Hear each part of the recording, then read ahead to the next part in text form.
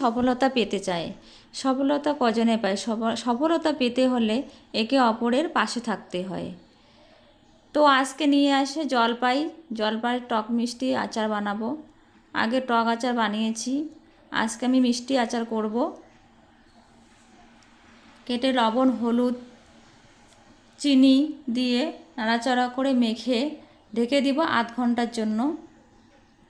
এইদিকে আমি নিয়ে নিব ধনে, পাঁচফোড়ন, জিরে, শুকনো লঙ্কা, মৌরি আর কয়েকটা তেজপাতা ভেজে নিব। ভাজা হয়ে গেছে, নামিয়ে নিলাম। আমি শিলবাটায় করব, আপনারা চাইলে মিক্সচার গ্রাইন্ডার করে নিতে পারেন। তো হয়ে গেছে, আমি নামিয়ে নিলাম। 1 থেকে 1.5 কাপের মতো জল দিব, জলপাইটা দিয়ে দিব, নাড়াচাড়া করে ঢেকে দিব আমি 10 মিনিটের জন্য। 10 মিনিট পর ফিরে আসলাম, 80% সিদ্ধ হয়েছে কি না দেখলাম। আদা দিয়ে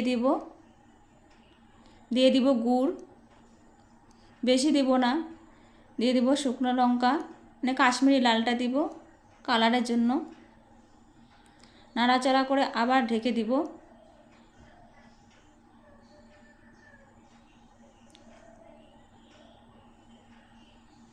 তোমরা যারা ভিডিওটা দেখছো এভাবে করে কেউ খেয়ে থাকলে আমাকে অবশ্যই কমেন্টে জানাবেন। দিয়ে দিব বিট লবণ আর বাটা মশলাটা। নাড়াচাড়া করে বেশি জলটা শুকিয়ে নেব না।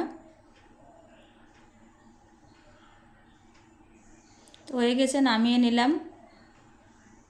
ধন্যবাদ।